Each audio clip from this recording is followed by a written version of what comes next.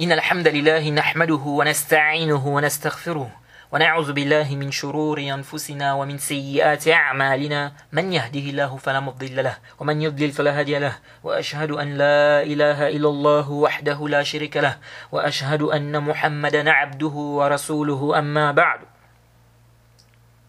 Louange à Allah, le créateur des cieux et de la terre, on le loue tout ce qu'il nous accorde comme bien, comme grâce, on lui demande de prier son prophète Mohammed, sallallahu alayhi wa sallam, sa famille, ses compagnons, et tous ceux qui les ont suivis jusqu'au jour de la rétribution. Celui qu'Allah a guidé, personne ne peut l'égarer. Celui qu'Allah a égaré, personne ne peut le guider.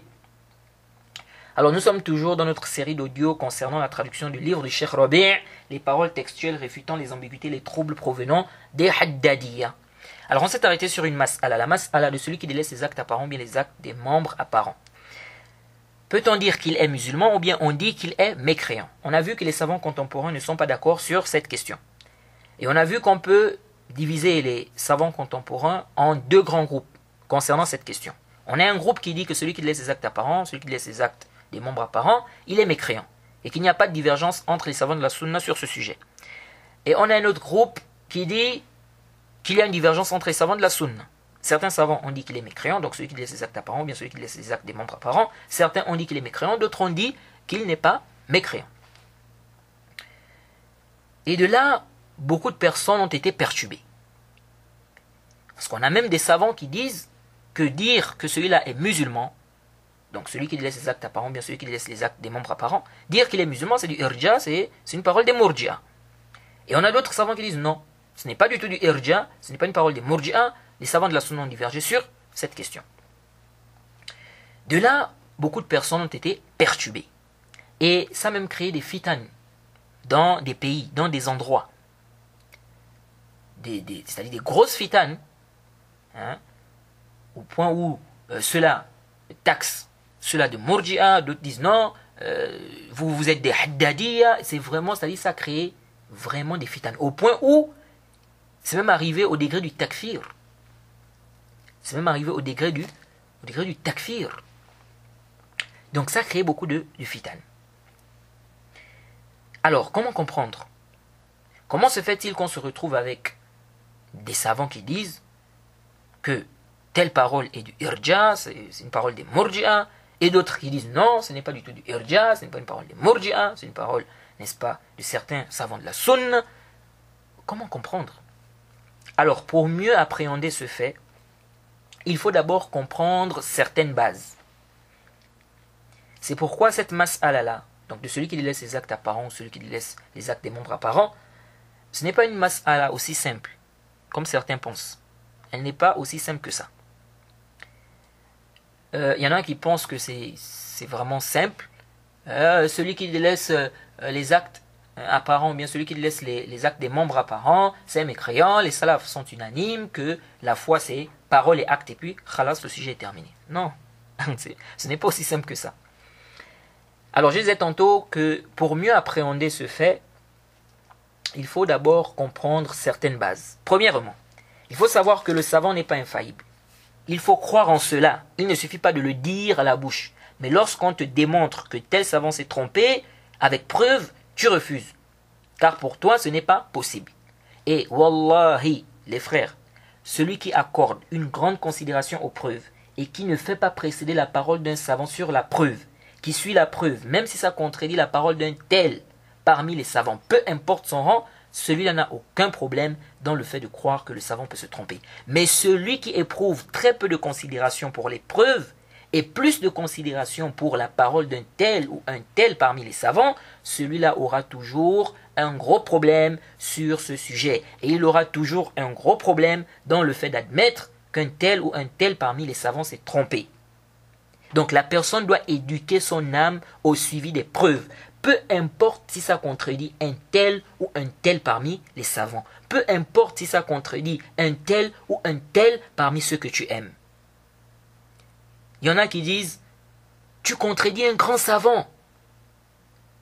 Tu contredis un grand savant. Oui, la vérité est plus grande et plus ancienne que lui. C'est plutôt la vérité que je ne devrais pas contredire. Si ce savant-là est grand, alors sache que la vérité est plus grande que lui.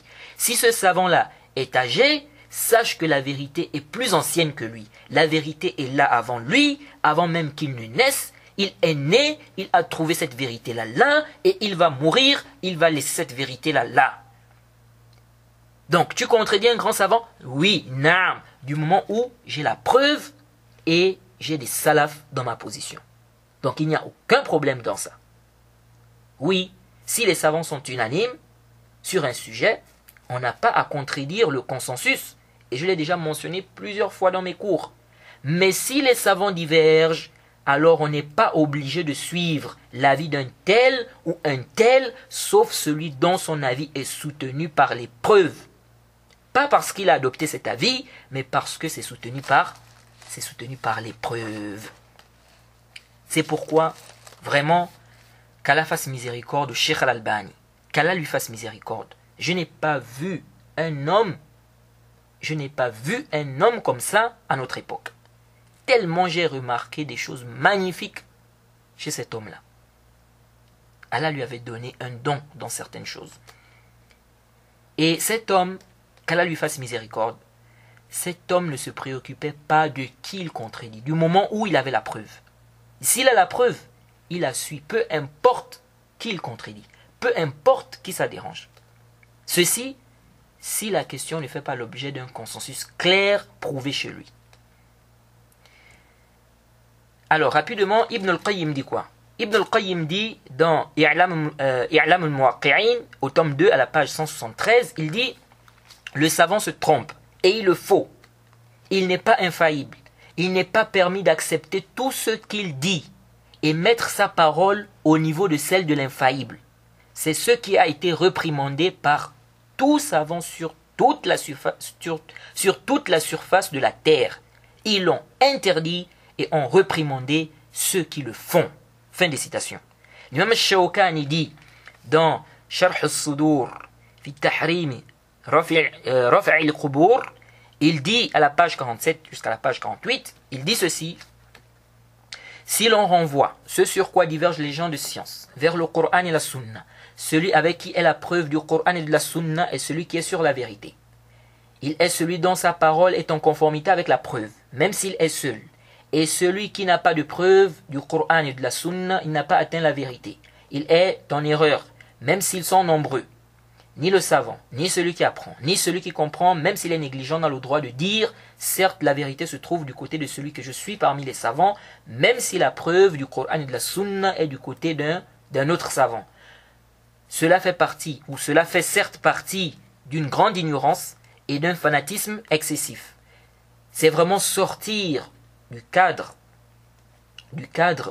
de la justice, car la vérité n'est pas reconnue par rapport aux hommes, mais c'est par la vérité qu'on reconnaît les hommes.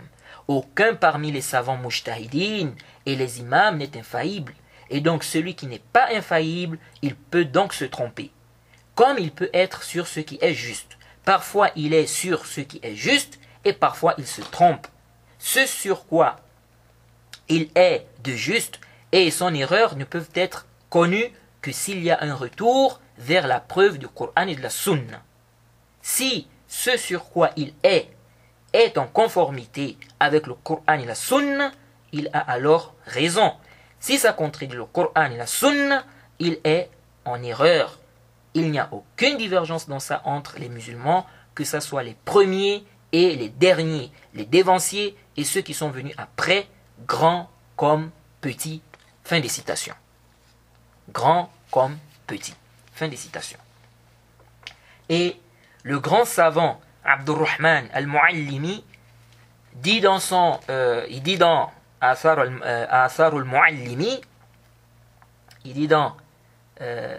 al-Muallimi, au tome 2 à la page 294, il dit: sache qu'Allah peut faire en sorte que certains serviteurs sincères tombent dans certaines erreurs, afin que ça soit une épreuve pour d'autres. Vont-ils suivre la vérité et délaisser sa parole, ou ils seront trompés par son mérite et sa grandeur? Donc celui qui s'est trompé, est excusé et même récompensé à cause de son ijtihad, son effort, et sa bonne intention, et sa non-négligence. Mais celui qui le suit, trompé par sa grandeur, sans regarder les arguments réels du livre d'Allah le Très-Haut, et la sunna de son messager, qu'elle a pris sur lui et sur sa famille et le salut. Donc, il dit, Mais celui qui le suit, trompé par sa grandeur, sans regarder les arguments réels du livre d'Allah le Très-Haut et la sunna de son messager, n'est point excusé. Il est plutôt dans un grand danger. Fin des citations. Donc un savant peut même être excusé, mais celui qui le suit n'est pas du tout excusé. Deuxième base à comprendre ici, c'est qu'un savant peut mentionner qu'il y a un consensus sur un sujet, alors qu'en réalité il n'y a pas de consensus. Il s'est trompé en disant qu'il y a un consensus. Et il n'y a qu'un ignorant ou un passionné pour nier cette réalité. Combien de savants ont repris d'autres sur des consensus? Tel savant dit qu'il y a un consensus sur un sujet, un autre vient démontrer qu'il n'y a pas de consensus. C'est pourquoi certains savants prenaient des précautions. Ils disaient « je ne connais aucune divergence sur le sujet », au lieu de dire « il n'y a aucune divergence sur le sujet », car il se peut qu'il y ait une divergence dont il n'a pas eu connaissance. Donc si un savant vient démontrer qu'il y a divergence, on dira « il n'a pas dit que ça n'existe pas ». Il a dit qu'il ne connaît pas, lui, une divergence sur le sujet. Donc, il est important, très important, de comprendre ça. Quelqu'un pourrait même faire un livre, par exemple, les questions dont il y a divergence et dont certains savants ont mentionné qu'il y avait un consensus. Et là-dedans, il regroupe les questions là. Il fait des recherches dans les livres et il mentionne ces questions-là. Si quelqu'un fait cela, si ça n'a pas déjà été fait, ça peut même faire plus d'un tome, car il y a plusieurs questions comme ça. Et comme on va voir dans la parole du Cheikh al-Islam ibn Taymiyyah, que le Cheikh Rabi' a cité dans le livre, s'il y a un savant qui affirme qu'il y a consensus sur une question et qu'il n'y a pas de divergence sur le sujet, et un autre affirme qu'il y a divergence, celui qui affirme qu'il y a divergence, c'est sa parole qui prédomine. Donc la parole de celui qui affirme prévaut sur celle de celui qui infirme, car celui qui affirme a un ajout de science. Et on verra ça en détail dans la parole du Cheikh al-Islam ibn Taymiyyah que le Cheikh Rabi' a cité dans le livre. Mais déjà, je vais vous lire une partie de sa parole. Il dit le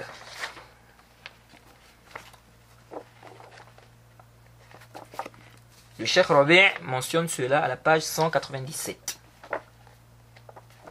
197.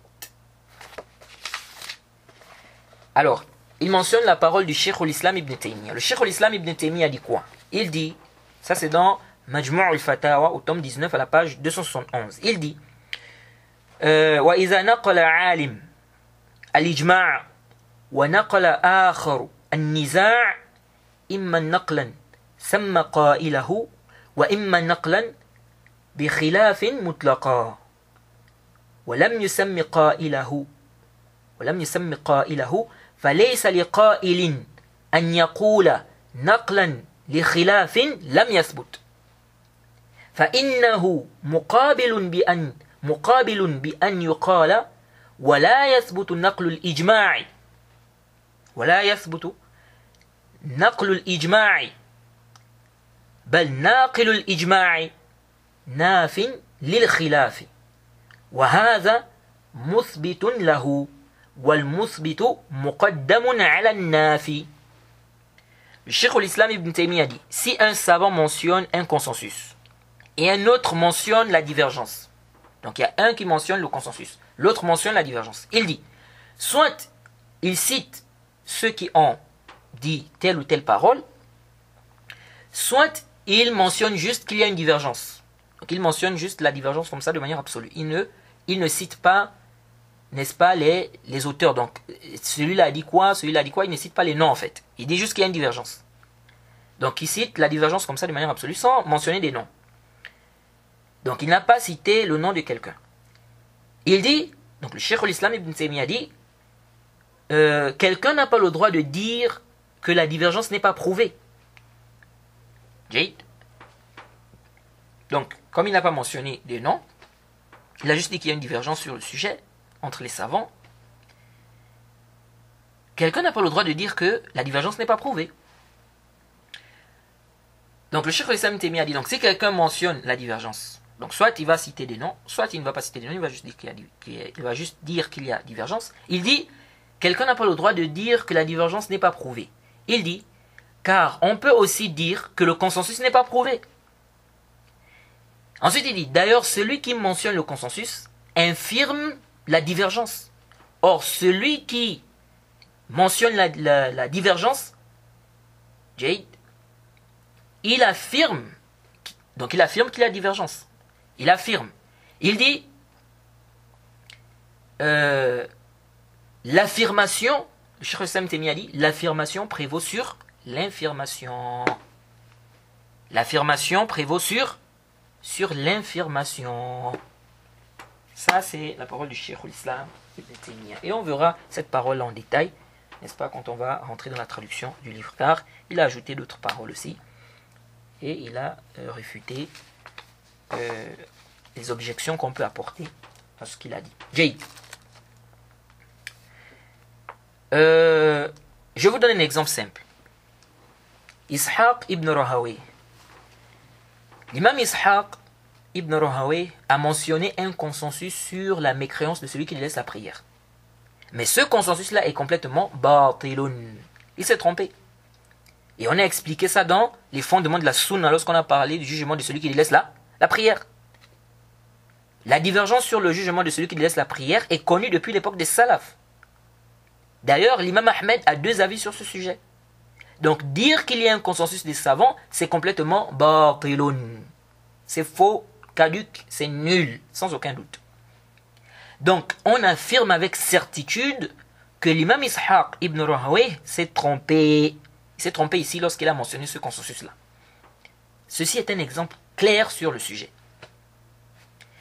Une autre base qu'il faut comprendre, c'est qu'un savant peut attribuer une parole à une secte alors que cette secte-là ne dit pas ça en réalité. Par exemple, il y a un savant qui a dit que chez les Karramiyya, celui qui a attesté, même s'il ne croit pas dans son cœur, donc un hypocrite, il va rentrer au paradis. Le Cheikh al-Islam ibn Taymiyyah a refuté cela. Il a montré qu'ils n'ont pas dit cela.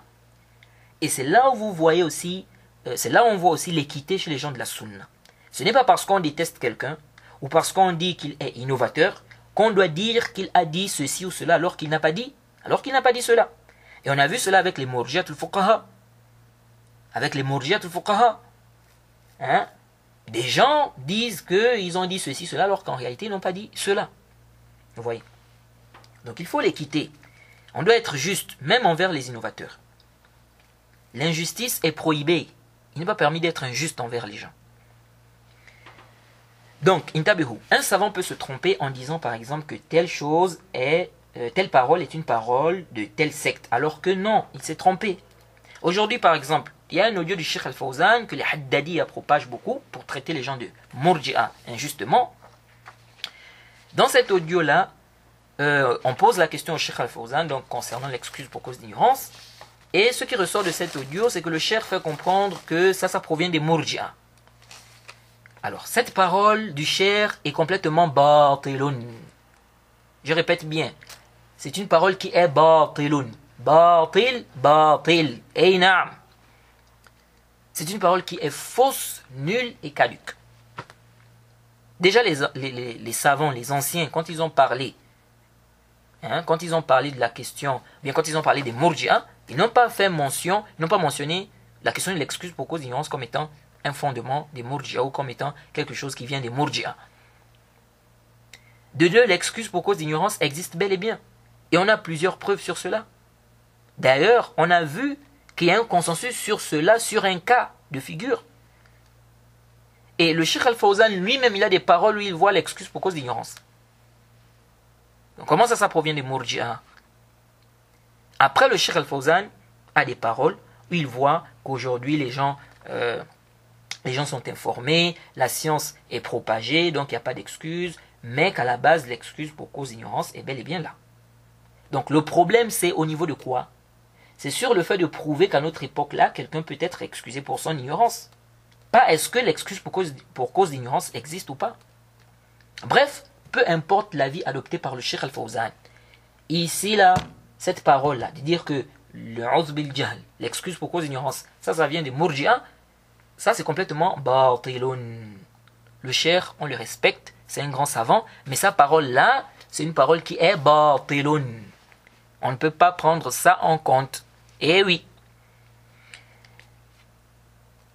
De plus, le Cheikh Al-Fawzan a fait comprendre que ça vient des Murji'a. Il n'a pas dit tout celui qui dit c'est Murji. Eux, ils prennent ça pour traiter les gens de Murji'a. Hein? Ils prennent ça pour traiter tous ceux qui voient l'excuse pour cause d'ignorance comme étant des... Ils prennent ça pour traiter ces gens-là de Murji'a dans les questions du shirk.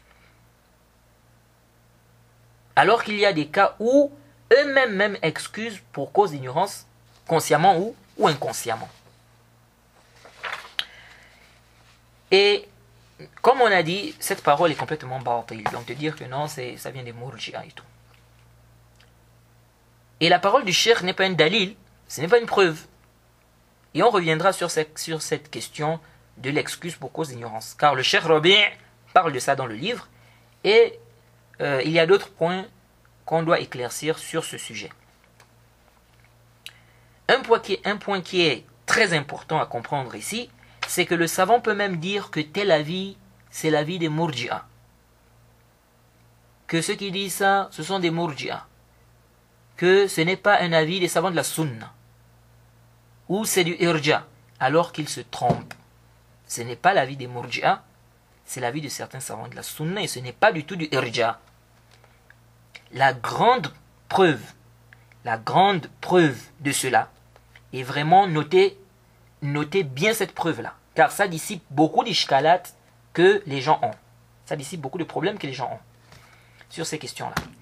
Et c'est d'ailleurs l'ambiguïté que certains Haddadi apportent pour traiter ceux qui disent que celui qui laisse les 4 piliers en dehors de l'attestation de foi, donc la prière, la zakat, le jeûne, le hajj. Donc c'est l'ambiguïté que certains Haddadi apportent pour traiter ceux qui disent que celui qui laisse les 4 piliers en dehors de l'attestation de foi, tout en reconnaissant le caractère obligatoire, reste musulman. C'est l'ambiguïté qu'ils apportent pour traiter, n'est-ce pas, ceux-là de Murji'a. D'autres citent ça même lorsqu'ils parlent de celui qui délaisse les actes apparents ou les actes des membres apparents par paresse. Et d'ailleurs, Abdelaziz cite ça dans un de ses audios, celui de 38 minutes 40 secondes à partir de 15 minutes 55 secondes. Alors, suivez attentivement cet exemple que je vais vous citer là. On rapporte d'Ishaq ibn Rahawi qu'il a dit غلت المرجئة حتى صار من قولهم إن قوما يقولون من ترك الصلوات المكتوبات وصام رمضان والزكاة والحج وعامة الفرائض من غير جحود لها إنا لا نكفره يرجأ أمره إلى الله بعد إذ هو مقر فهؤلاء الذين لا شك فيهم. ابن رجب dit يعني أنهم مرجئة وظاهر هذا أنه يكفر بترك هذه الفرائض. Alors, il a dit, bon, Abdelaziz, lorsqu'il a lu cette parole, il dit غلت المرجئة. Non, c'est غلت المرجئة. جيد غلت المرجئة. Et il a dit أنا لا نكفره. Non, tu ne peux pas dire أنا et tu vises ici je et après tu dis لا نكفره. كيف هذا? Parce que dans sa traduction, qu'est-ce qu'il dit? Dans sa traduction, il dit moi je ne le rends pas kafir, donc kafir. On dit non. Ici c'est inna la nukaffiruhu. Inna la nukaffiruhu. Et bien après, on vient parler de langue arabe et puis on minimise les autres. Bref. Alors, on dit que Ishaq ibn Rahawi a dit les Murji'a ont exagéré. Au point où c'est devenu parmi leurs paroles, certes des gens disent celui qui délaisse la prière obligatoire, donc les prières prescrites, le jeûne de Ramadan, la zakat, le hajj et toutes les obligations, sans renier cela, nous ne le rendons pas mécréant. Son cas revient à Allah, car il reconnaît l'obligation. Ceux-là, il n'y a pas de doute sur eux. Ibn Rajab a dit, c'est-à-dire qu'ils sont des Murji'a. Il dit ce qui est apparent, c'est qu'il rend mécréant celui qui délaisse ces obligations-là. Alors, d'abord, cette parole-là de Ishaq, de l'imam Ishaq, s'il vise par là, celui qui refuse d'œuvrer, donc il délaisse les œuvres, il délaisse les œuvres en refusant, c'est-à-dire il refuse d'œuvrer, ou par orgueil, na'am, ça c'est une parole de Murji'a. Et la raison du takfir de ce genre de personnes, c'est le refus, ou l'orgueil. Ceci est une preuve claire qu'il est mécréant. Quelqu'un sait qu'Allah a obligé 5 prières, la zakat, le jeûne, le hajj, etc. Et il refuse carrément de les faire. Ceci montre que c'est un mécréant. Il n'y a pas de foi dans le cœur de celui-là. Il refuse carrément. De même, celui qu'on dit de prier, sinon on le tue, il préfère qu'on le tue au lieu de prier, celui-là aussi est mécréant. Ala sahih. La vie juste, c'est qu'il est mécréant. On a déjà expliqué cela. Je crois dans le chapitre de la prière. Maintenant, s'il vise par là, donc l'imam Ishaq, s'il vise par là, que celui qui délaisse les obligations apparentes, les obligations apparentes là, par paresse, donc la prière, la zakat, le jeûne, le hajj, il a l'intention de le faire, mais par paresse, il délaisse cela. Il reconnaît son caractère obligatoire. Il reconnaît le caractère obligatoire. Il reconnaît le caractère obligatoire. Il n'a pas fait le kufr akbar, ou le grand shirk, juste ça. Donc il a délaissé les obligations, n'est-ce pas, apparentes là. Donc la prière, la zakat, etc. Par paresse. S'il vise par là que ceux qui disent ça sont des murji'a, intabihu, c'est-à-dire ceux qui disent que celui-là par exemple est musulman, intabihu, on parle là de quelqu'un qui est musulman à la base, il faut bien comprendre. Donc s'il vise ce que je viens de mentionner, et que par là, ceux qui disent ça sont des murji'a, ceci est un ijtihad, un effort de sa part. Et c'est une erreur. Comme il s'est trompé lorsqu'il a mentionné le consensus des savants sur celui qui délaisse la prière, et c'est clair qu'ici, c'est-à-dire quand il a mentionné le consensus sur la mécréance de celui qui délaisse la prière, c'est clair qu'il s'est trompé. La divergence est connue depuis l'époque des salafs. La divergence est connue depuis l'époque des salafs. Donc il s'est encore trompé ici, et ceci ne rabaisse pas son rang. C'est un grand savant parmi les salafs, mais comme on a vu, le savant peut se tromper.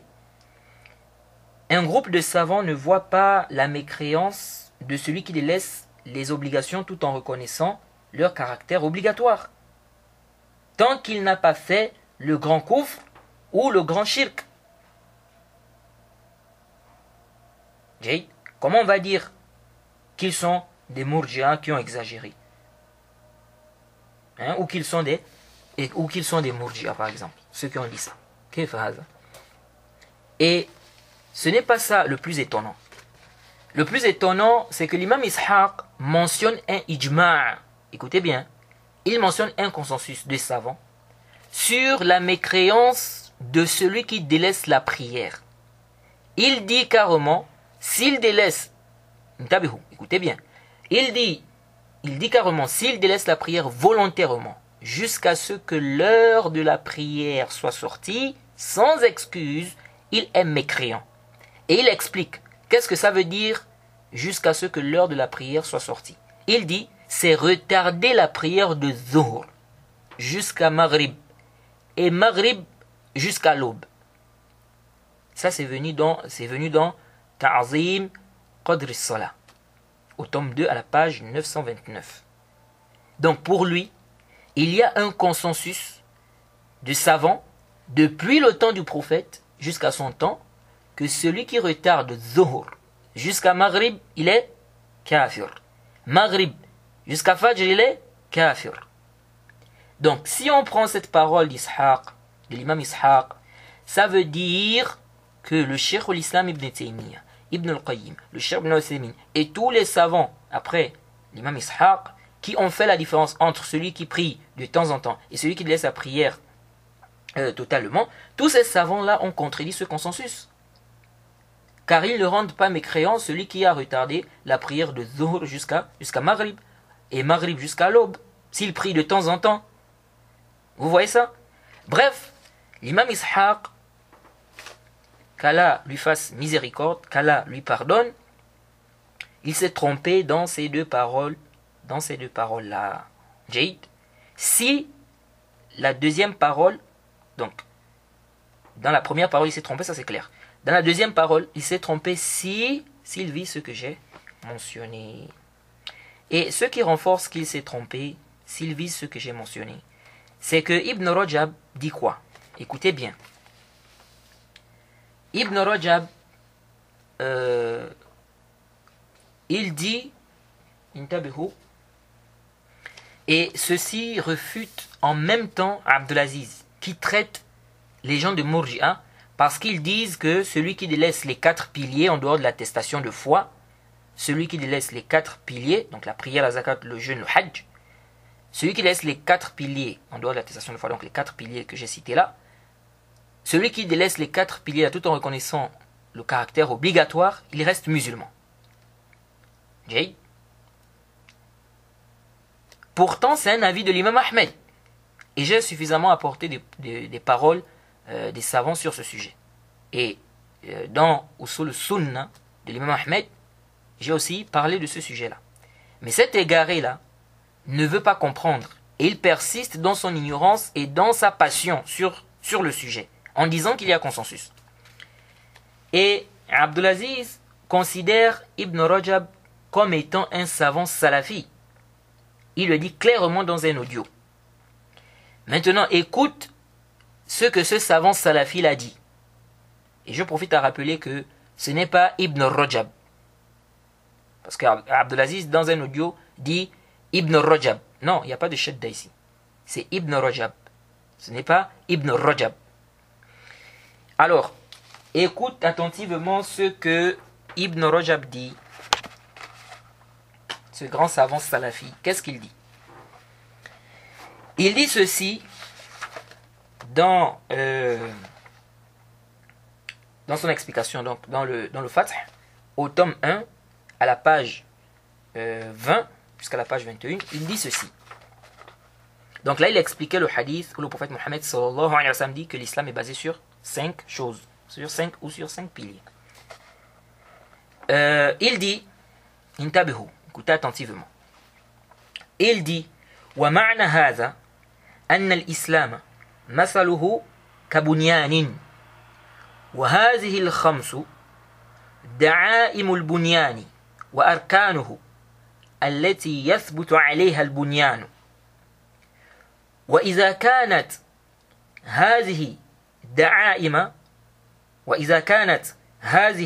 دعائم البنيان وأركانه فبقية خصال الإسلام كبقية البنيان فإذا فقد شيء من بقية الخصال الداخلة في مسمى الإسلام الواجب نقص البنيان ولم يسقط بفقده وأما هذه الخمس فإذا زالت كلها سقط البنيان سقط البنيان ولم يثبت بعد زوالها وكذلك إن زال منها الركن الأعظم وهو الشهادتان وزوالهما يكون بالاتيان بما يضادهما ولا يجتمع معهما وأما زوال الأربع البواقي فاختلف العلماء Il dit quoi? وأما زوال الأربع البواقي فاختلف العلماء هل يزول الاسم بزوالها أو بزوال واحد منها أو لا يزول بذلك أم يفرق بين الصلاة وغيرها فيزول بترك الصلاة دون غيرها أم يختص زوال الإسلام بترك الصلاة والزكاة خاصة وفي ذلك اختلاف مشهور. Il dit quoi? وفي ذلك اختلاف مشهور وهذه الأقوال كلها محكية عن الإمام أحمد.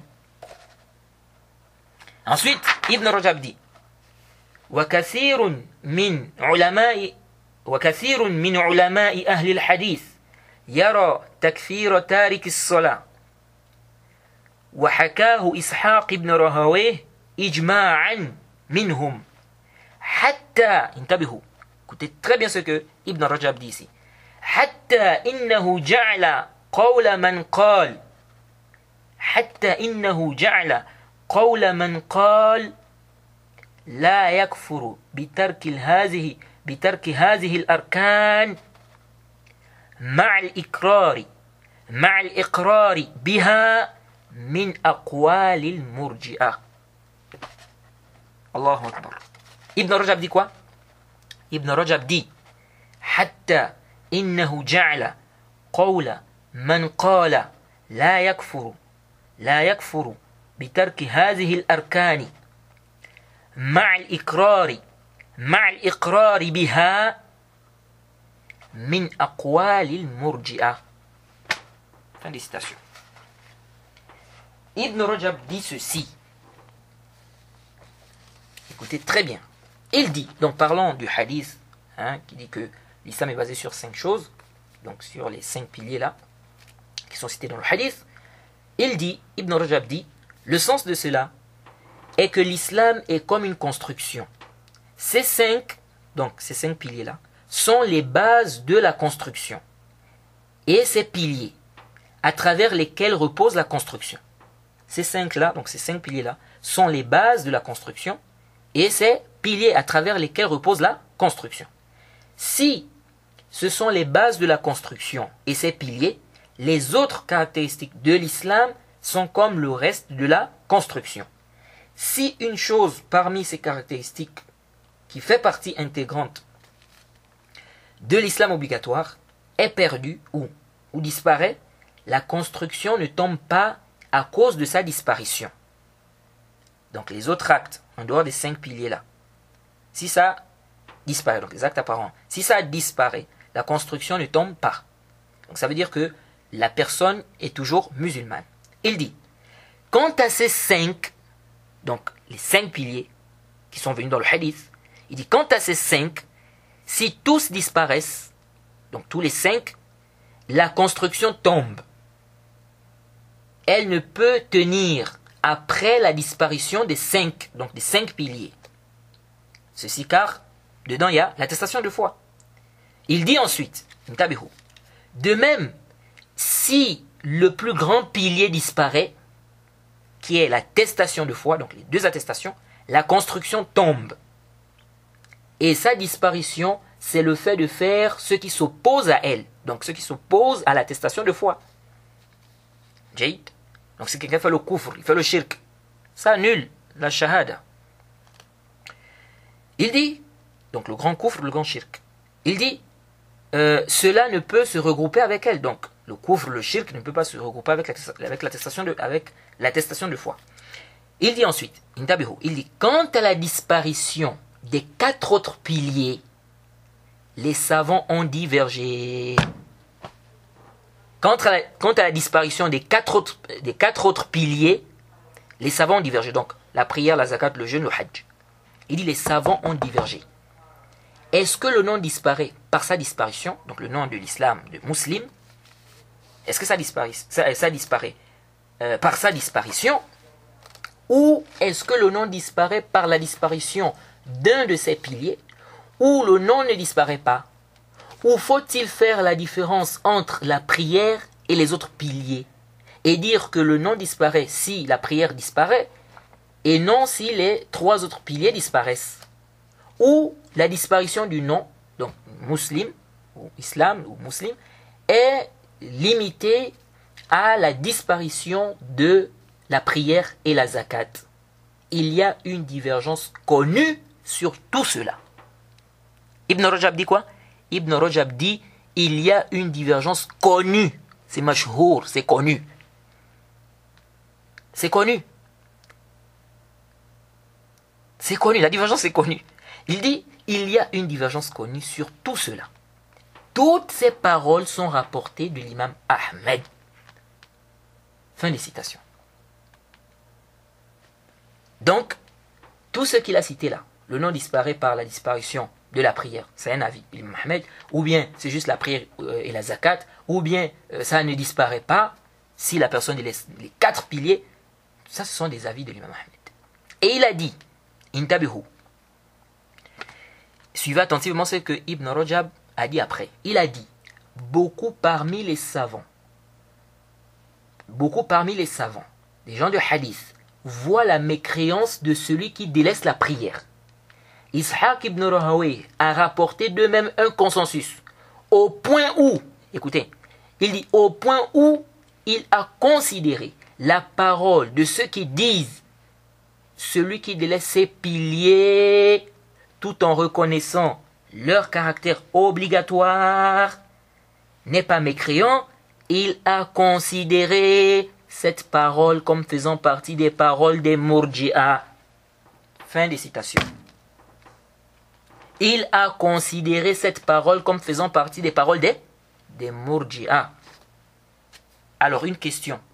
Est-ce que ça c'est une parole des Murji'a? Alors que Ibn Rajab mentionne la divergence des savants juste avant. Et c'est même un avis de l'imam Ahmed.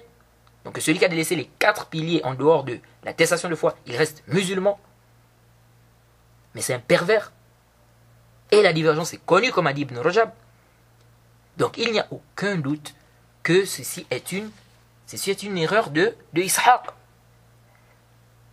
S'il considère ici qu'il s'agit des quatre piliers, c'est-à-dire quand Ibn Rajab dit, il a même considéré que celui qui laisse ses piliers, tout en reconnaissant leur caractère obligatoire, il a même considéré que il a considéré la parole, de ceux qui disent que celui qui laisse ses piliers, tout en reconnaissant leur caractère obligatoire, n'est pas mécréant. Il a considéré cette parole comme faisant partie des paroles des Murji'a. S'il vise ici les quatre piliers là, et c'est ce qui est apparent, s'il vise cela, ça c'est clair que c'est une erreur de considérer ça comme étant une parole des Murji'a. Des savants de la Sunna ont dit cela, que celui qui laisse les quatre piliers, et l'imam Ahmed, à leur tête l'imam Ahmed dans une version, que celui qui laisse les quatre piliers reste musulman. Donc la prière, la zakat, le hajj, le jeûne, tant qu'il reconnaît le caractère obligatoire. Sauf s'il vise tous les piliers, donc les 5. Mais ce qui est apparent ici, c'est que Ibn Rajab parle des 4 piliers. Donc ici, ce qui est apparent, c'est que c'est ce qui est visé. Parce que ce qui est visé par Ibn Rajab. Donc c'est bel et bien les 4 piliers en dehors de l'attestation, c'est ce qui est apparent. Donc ceci nous montre clairement qu'un savant peut se tromper en pensant qu'une parole fait partie des paroles des Murji'a, alors que non. Jade.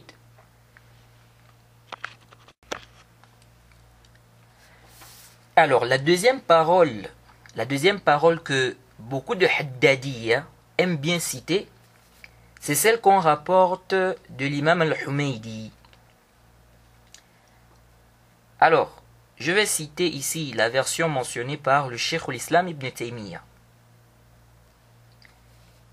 Donc il est dit là-bas, قال حنبل حدثنا الحميدي قال أخبرت أن ناسا يقولون من أقر بالصلاة والزكاة والصوم والحج ولم يفعل من ذلك شيئا حتى يموت ويصلي مستدبر القبلة حتى يموت فهو مؤمن ما لم يكن جاحدا ما لم يكن جاحدا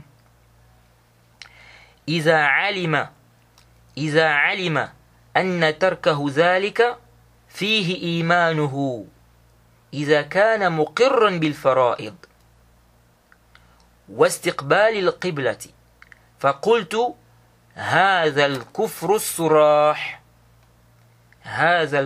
الصراح وخلاف كتاب الله وسنة رسوله وعلماء المسلمين قال الله تعالى وما أمروا إلا ليعبدوا الله مخلصين له الدين وما أمروا إلا ليعبدوا الله مخلصين له الدين الآية. وقال حنبل سمعت أبا عبد الله أحمد بن حنبل يقول من قال هذا فقد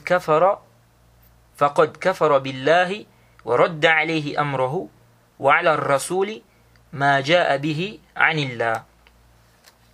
Alors, on rapporte que Hanbal a dit que Al-Humaydi lui a dit on m'a informé que des gens disent celui qui reconnaît, approuve la prière, la zakat, le jeûne et le hajj et ne fait rien de cela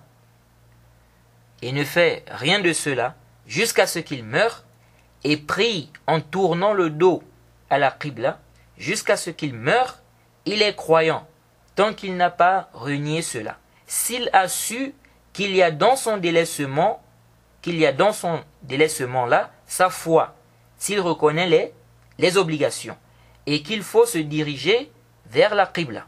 J'ai dit, ceci est de la mécréance claire et ça contredit le livre d'Allah et la sunna de son messager et ça s'oppose aux savants musulmans. Allah a dit, on ne leur a ordonné cependant que d'adorer Allah seul en lui vouant un culte exclusif. Jusqu'à la fin du verset. Hanbal a dit, j'ai entendu Aba Abdillah, donc l'imam Ahmed, dire, celui qui dit ça a mécru. Celui qui dit ça a mécru en Allah et a rejeté l'ordre d'Allah et ce qui est venu avec son messager. Fin des citations. Alors, ça c'est clair.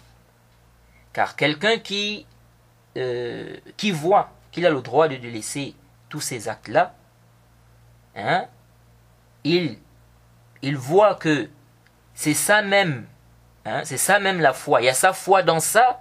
Ça c'est clair que c'est un mécréant. C'est clair que c'est un mécréant car il a dit s'il a su qu'il y a dans son délaissement là sa foi, s'il reconnaît les obligations et qu'il faut se diriger vers la qibla. Donc ce qui est apparent c'est qu'il vise celui-là. Donc s'il a su, il a bien dit, s'il a su qu'il y a dans son délaissement là sa foi. Alors beaucoup sautent cette partie-là. إِذَا عَلِمَ أَنَّ تَرْكَهُ ذَلِكَ فِيهِ إِيمَانُهُ. Et ce texte-là, en fait, il y a un ishkal. Il y a un ishkal, parce que dans la version de Al-Khallal, on a la place de wa, on a aou. Donc, وَلَمْ يَفْعَلْ مِنْ ذَلِكَ شَيْئًا حَتَّى يَمُوتْ وَيُصَلِّيَ مُسْتَدْبِرَ الْقِبْلَةِ. À la place du wa, il y a aou. Et aussi, à la place de fihi, إِذَا عَلِمَ أَنَّ تَرْكَهُ ذَلِكَ فِيهِ إِيمَانُهُ. À la place de fihi, il y a, c'est plutôt fi. إِذَا عَلِمَ أَنَّ تَرْكَهُ ذَلِكَ فِي إِيمَانِهِ. Oui. Mais ce qui est apparent, Allah est le plus savant, c'est que c'est le texte qui a été mentionné par le Cheikh l'Islam Ibn Taymiyyah qui est complet. Parce que celui de Al-Khallal, le sens est un peu bizarre. On dirait qu'il n'est pas complet. Oui. Bref, alors beaucoup de personnes sautent cette partie où il dit إِذَا عَلِمَ أَنَّ تَرْكَهُ ذَلِكَ فِيهِ إِيمَانُهُ. Et Abdulaziz a sauté également cette partie pour faire croire, hein, ça c'est dans la vidéo qui dure 38 minutes 40 secondes, donc il a sauté cette partie pour faire croire que ce qu'Al-Humaydi vise ici, c'est celui qui dit que celui qui délaisse les 4 piliers reste musulman. Donc la prière, la zakat, le jeûne, le hajj, tout en reconnaissant le caractère obligatoire. Pour faire croire que c'est celui qui dit que celui qui délaisse les 4 piliers, il reste musulman, tant qu'il reconnaît son caractère obligatoire. Donc il a coupé cette partie-là. Donc il a sauté ça. Donc, il n'a même pas lu cette partie. Il a enlevé ça, il a sauté ça, et il est venu à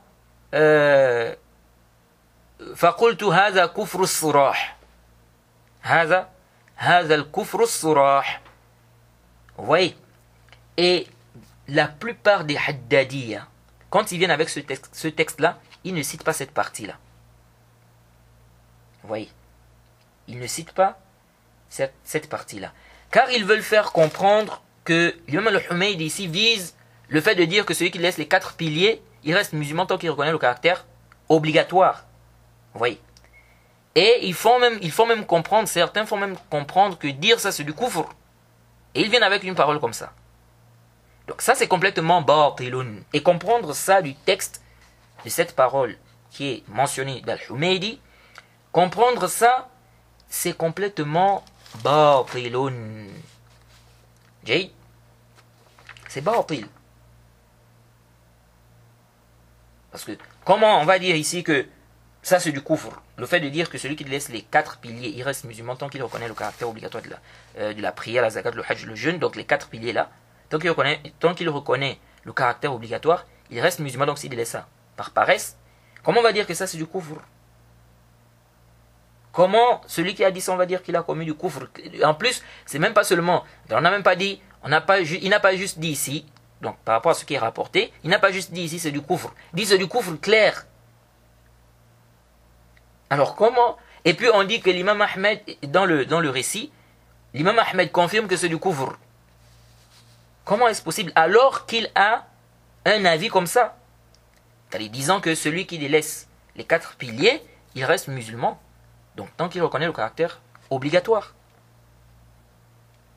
Donc, comprendre de cette parole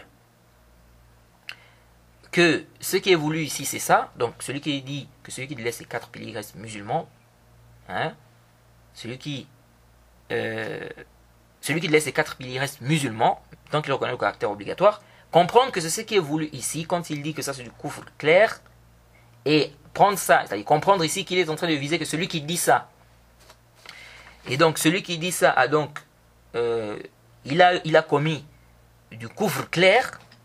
Comprendre ça de cette parole, ça veut dire que tous les savants qui ont adopté cet avis sont tombés dans une mécréance claire. Et à leur tête, l'imam Ahmed dans une version. Or, ceci est complètement batilun. Et on a vu la parole d'Ibn Rajab, où il mentionne la divergence. Et on a déjà vu la parole du Cheikh al-Islam Ibn Taymiyyah sur cette divergence dans les fondements de la Sunna de l'imam Ahmed.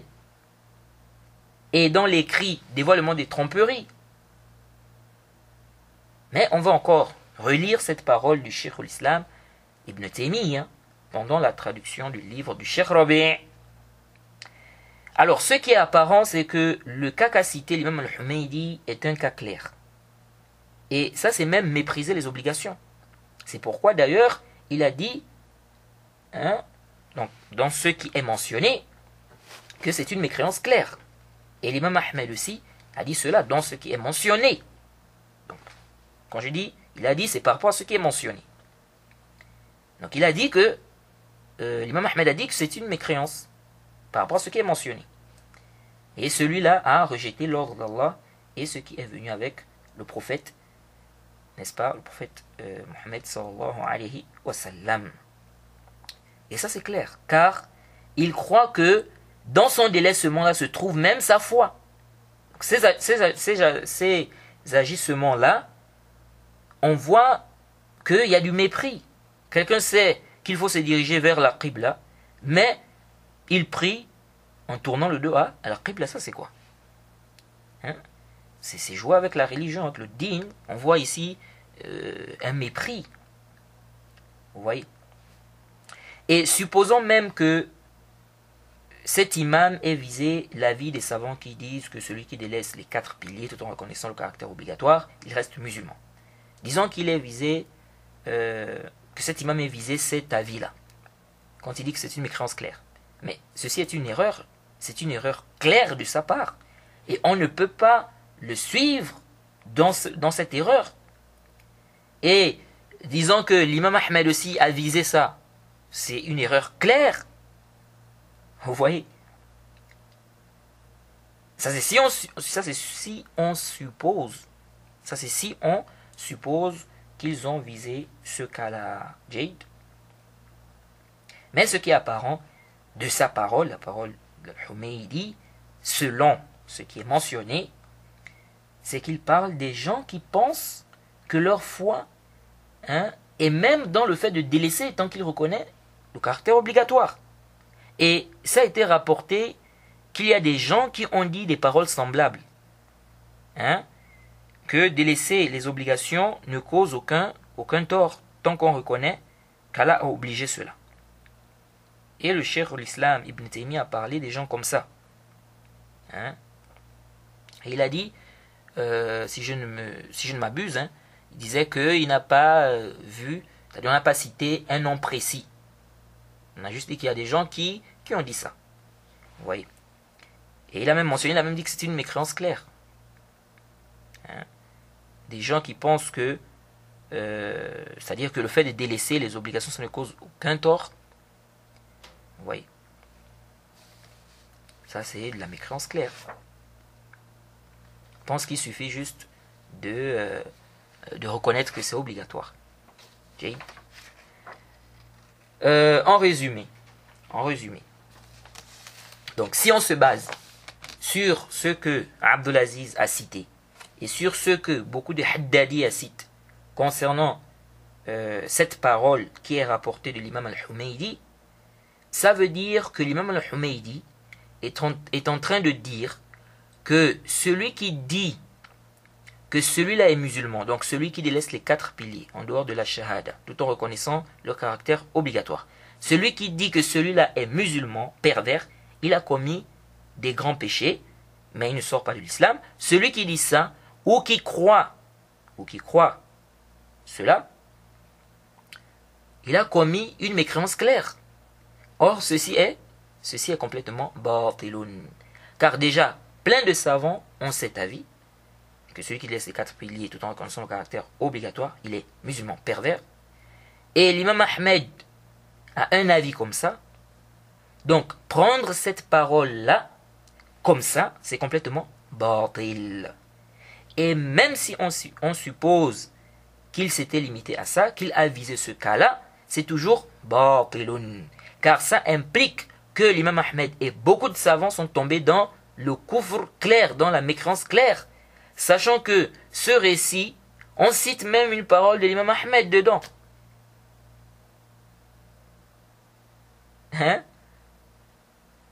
Où il dit, parlant de ce qui est attribué à l'imam al-Humaydi, il corrobore ce qu'il a dit, disant que c'est du kufr. Donc l'imam Ahmed va dire que c'est du kufr, et lui-même va tomber dans ça, en connaissance de cause, ou bien vous allez nous dire qu'il ne savait pas que c'était du kufr. Vous voyez que, donc, votre compréhension là, vraiment ça ne tient pas. C'est-à-dire, comprendre cette parole de cette façon, à la façon d'Abdelaziz et son groupe, en effaçant les propos d'Al-Humaydi, ça ne tient pas. Et on rapporte même d'Al-Humaydi qu'il fait le takfir de celui qui laisse un des piliers, celui qui laisse la prière. C'est un mécréant. Celui qui laisse le hajj, c'est un mécréant. Celui qui laisse la zakat, c'est un mécréant. Celui qui laisse le jeûne, c'est un mécréant. La shahada, c'est clair, c'est un mécréant. On rapporte ça à l'imam al-Humaydi.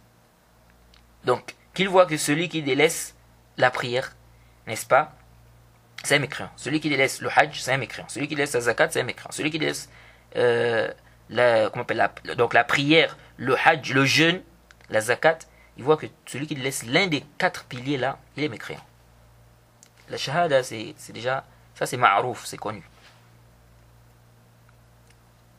On rapporte ça de l'imam al-Humaydi. Après, reste maintenant à faire un tahqiq par rapport à cette parole. si c'est vraiment prouvé. Moi, on rapporte ça de l'imam al-Humaydi. Vous voyez. De deux, et c'est ce qui est, et c'est ça le comble, c'est que le isnad mentionné par Al-Khallal est da'if. Dans la chaîne de transmission, on a Ubaydullah ibn Hanbal. Certains disent Abdullah ibn Hanbal. Il est majhoul al-hal. Vous voyez. Donc, le isnad cité par Al-Khallal est faible. Donc, concernant ce récit-là, on dit que Al-Humaydi a dit j'ai été informé, etc. Après, il reste maintenant à savoir le isnad de Lalaka'i. Bon, j'ai pas eu le temps de faire un bahth sur le isnad de Lalaka'i concernant ce récit-là. Jaïd. Mais même si on affirme que ce récit est authentique, comprendre ça de cette façon, c'est complètement batil. Et si on dit que c'est ce qui est voulu, c'est-à-dire comprendre ça comme Abdelaziz a voulu faire comprendre, ou bien comme certains Haddadi veulent le faire comprendre, si on comprend ça comme ça, c'est-à-dire même si on dit que réellement il a visé ça, c'est une erreur. C'est une erreur, car plein de savants de la Sunna ont adopté cet avis. L'imam Ahmed a une riwaya où il voit que celui qui délaisse les 4 piliers, il est musulman. Donc tant qu'il ne reconnaît pas le caractère, tant qu'il reconnaît le caractère obligatoire, tant qu'il n'a pas réuni le caractère obligatoire. On précise souvent tant qu'il n'a pas réuni le caractère obligatoire, car il y a des gens qui parfois peuvent prendre la parole comme ça et comprendre ça mal. Mais sinon, celui qui réunit le caractère obligatoire, ça, il n'y a aucune divergence. Il n'y a aucune divergence que c'est un mécréant. Donc en principe, c'est-à-dire que si déjà c'est connu, on n'a même plus besoin en fait de préciser ça. Donc on dit simplement celui qui laisse les 4 piliers. Parce qu'en réalité, celui qui réunit le caractère obligatoire, il est mécréant. Ça, il n'y a aucune divergence sur cela. Mais souvent on précise ça pour que, voilà, parce que bon, il y a des gens qui peuvent parfois ne pas comprendre. Jaïd. Après, les Haddadiyya ont d'autres paroles qu'ils emmènent, des paroles qui ne tiennent pas. Et on verra ça, Inch'Allah, tout au long de la traduction du livre du Cheikh Rabi'. Et l'ambiguïté du frère Abdelaziz, c'est qu'il croit que le fait de dire que celui qui délaisse la prière, la zakat, le hajj, le jeûne, tout en reconnaissant le caractère obligatoire de ces actes-là, il reste musulman mais pervers du moment où il ne réunit pas le caractère obligatoire. Il croit qu'en disant ça, celui qui dit ça a restreint la mécréance au reniement, au cœur. Et donc ça, c'est une croyance des Murji'a, et donc celui qui dit ça est Murji. Non! Et il dit dans l'audio qui dure 38 minutes 40 secondes, à partir de 11 minutes 43 secondes, il dit tant que tu n'as pas renié la salat, la zakat, le hajj, etc., l'essentiel c'est que tu crois ça dans le cœur. Même si tu ne pratiques pas ça, jusqu'à ce que tu meurs, tu es mu'min. Parce que ça veut dire quoi?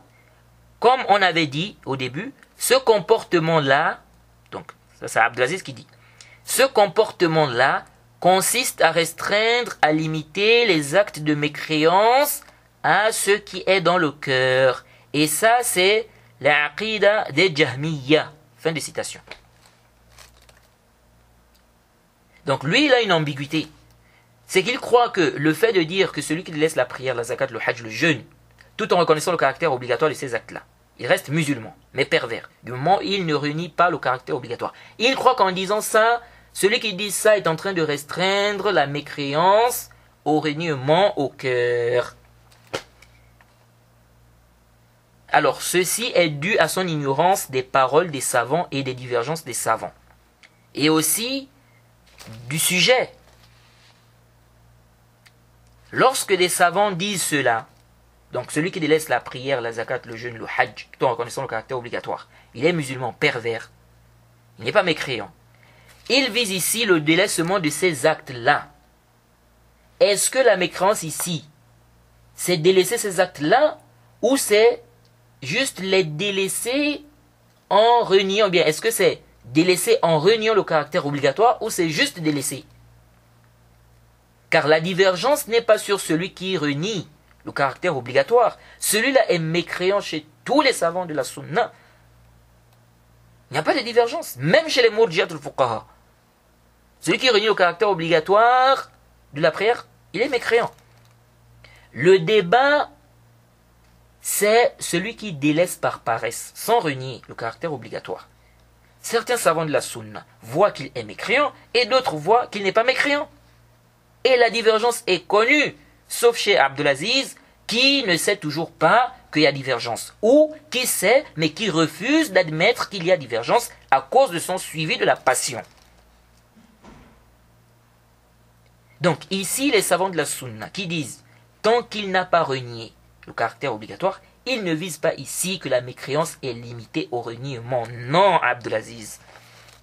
Ils parlent de ces actes-là. C'est comme si tu disais, celui qui délaisse la zakat, tant qu'il ne renie pas son caractère obligatoire, il est musulman. Ça veut dire que tu as restreint la mécréance au reniement. Ça, c'est quel jahl, ça? Toi-même, tu ne considères pas celui qui délaisse le hajj, le jeûne, la zakat, mécréant, tant qu'il ne renie pas le caractère obligatoire de ces actes-là. Donc, selon ton mazhab, tu es en train de restreindre la mécréance au reniement. Et si tu dis non, moi j'ai d'autres paroles que tel ou tel acte est du kufr.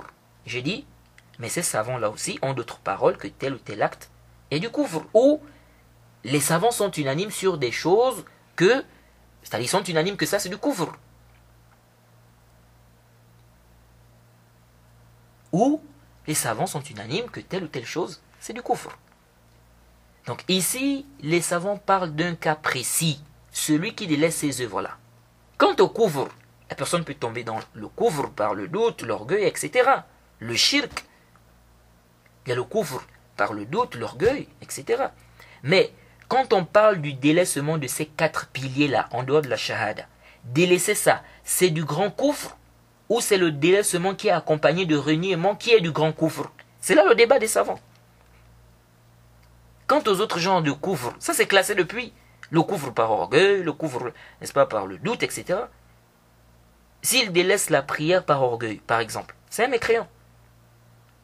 Ou quelqu'un qui commet les annulatifs de l'islam. Hein? Par exemple, il se moque de la religion. Bien, il fait la magie, etc. On a détaillé dans le chapitre des annulatifs de l'islam. On a parlé de ceux qui annulent l'islam, on a parlé des annulatifs de l'islam. Et ce qui est étonnant,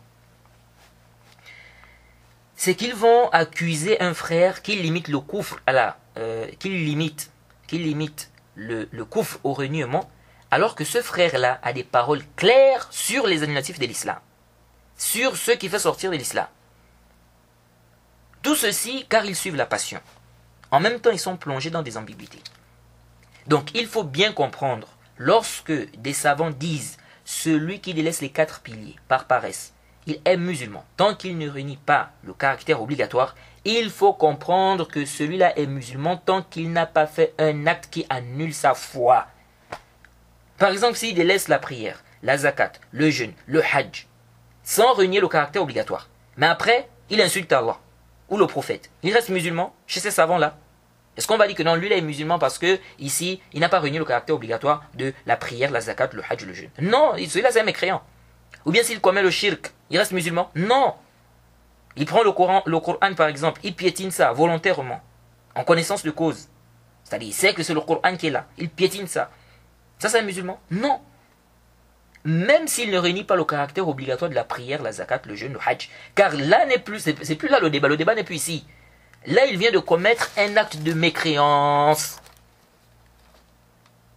Croire que la prière, la zakat, le jeûne, le hajj sont obligatoires ne lui profite en rien. Du moment où il vient de tomber dans un acte de mécréance comme insulter Allah, insulter le prophète, se moquer de la religion, etc. Donc, quand Abdelaziz dit tel, parmi les frères salafis, tel dit que celui qui dit la ilaha illallah, mais délaisse la prière, la zakat, le hajj, le jeûne, tant qu'il ne réunit pas leur caractère obligatoire, il est musulman. Quand il dit ça pour faire croire aux ignorants que celui-là, ou bien que cela veut dire que la personne en question ne fait pas sortir de l'islam la personne qui tombe dans un acte de kufr ou de shirk, qu'il suffit de dire la ilaha illallah, ça suffit. Même si tu fais tous les actes de mécréance, tant que tu dis la ilaha illallah, tu es musulman, faire croire ça, c'est-à-dire dire cette parole-là pour faire croire ça aux gens, ça c'est du talbis, c'est une tromperie et un gros mensonge sur des salafis, des savants. Et à leur tête, l'imam Ahmed dans une version qui a adopté la vie selon lequel, de tous les 5 piliers, il ne fait le takfir, ils ne font le takfir, donc ces savants-là, et à leur tête, l'imam Ahmed, dans une version, ils ne font le takfir que de celui qui délaisse la shahada. Je dis bien des 5 piliers. Donc les 4 piliers, donc la prière, la zakat, le hajj, le jeûne, ils ne font pas le takfir de celui qui délaisse ça tant qu'il ne réunit pas son caractère obligatoire.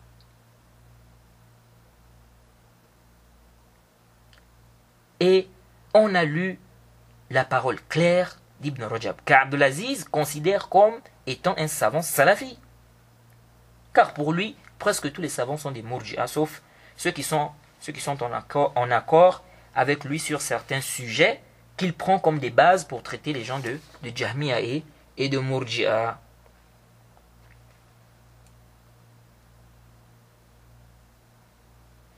Alors, et l'ambiguïté que beaucoup ont, c'est qu'ils croient que le fait de dire que celui qui délaisse les 4 piliers, tout en reconnaissant le caractère obligatoire, il est musulman. Donc s'il délaisse ça par paresse, il est musulman. Que ça s'oppose. Donc l'ambiguïté que beaucoup ont, c'est qu'ils croient que le fait de dire ça s'oppose au fait de considérer les actes comme faisant partie de la foi. Non. Non. Rappelez-vous, on a vu que même les actes surrogatoires rentrent dans la foi. Celui qui délaisse ça, il est mécréant. Celui qui délaisse les actes surrogatoires, il n'est pas mécréant. Le fait qu'on dise qu'il n'est pas mécréant, ça ne veut pas dire que ces actes-là ne font pas partie de la foi. De même, celui qui ne rend pas mécréant, celui qui délaisse la zakat, le hajj, celui qui délaisse la zakat et le hajj par exemple, et le jeûne. Celui qui ne rend pas mécréant, celui qui délaisse la zakat, le hajj et le jeûne. Ceci s'oppose-t-il au fait de dire, ou au fait de considérer ces actes-là comme faisant partie de la foi? Non. Non. Donc il n'y a pas une contradiction ici. Donc le fait de dire que ça fait partie de la foi, ça ne veut pas dire que, si on dit que celui qui délaisse ça, il est toujours musulman, ça veut dire que ça ne fait plus partie de la foi. Non. Non. C'est comme j'ai vu quelqu'un qui a écrit qui dit non, celui-là il se contredit, il dit que ça c'est un pilier de la foi, et après il dit que celui qui a délaissé ça, il est toujours musulman. Mais la prière, la zakat, le hajj, le jeûne, ce ne sont pas des piliers de l'islam. Pourtant, des savants te disent que celui qui délaisse la zakat, il est musulman. Donc il n'a pas réuni le caractère obligatoire. Celui qui délaisse le jeûne, pourtant on dit pilier.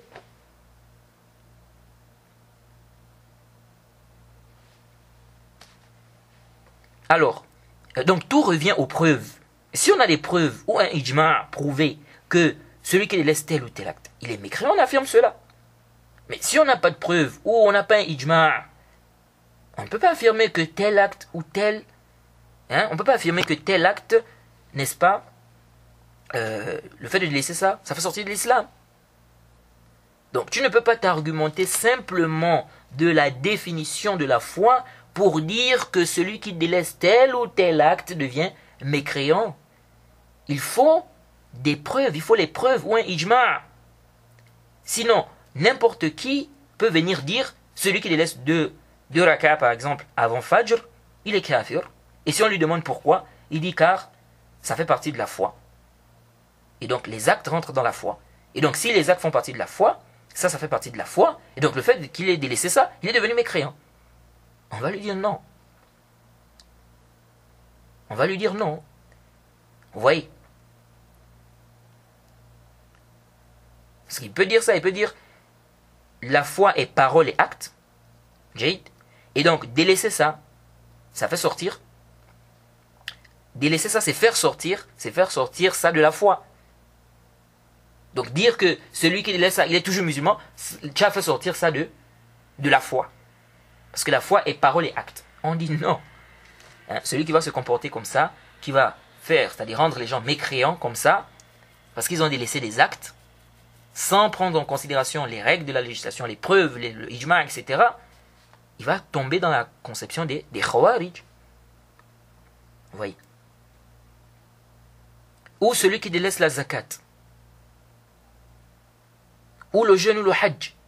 Quelqu'un peut venir dire, celui qui délaisse la zakat, le jeûne ou le hajj, il est mécréant. Si on lui demande pourquoi, c'est quoi le dalil?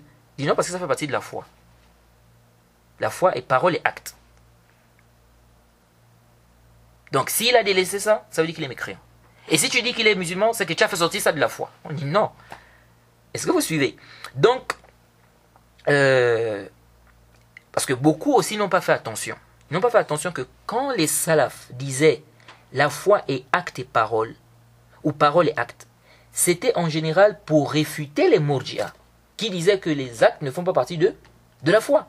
Ce n'était pas pour faire le takfir de celui qui délaisse n'importe quel acte, sans prendre en compte les preuves de la législation. Vous voyez? Comme on verra dans les propos du Cheikh l'Islam Ibn Taymiyyah, Inch'Allah, si l'occasion se présente. Donc ça, ce sont des points qu'il faut comprendre. Alors on s'arrête ici, on demande qu'Allah nous facilite, qu'il nous donne la compréhension de sa religion. Wa subhanaka Allahumma bihamdik, wa ashhadu an la ilaha illa anta astaghfiruka wa atubu ilayk.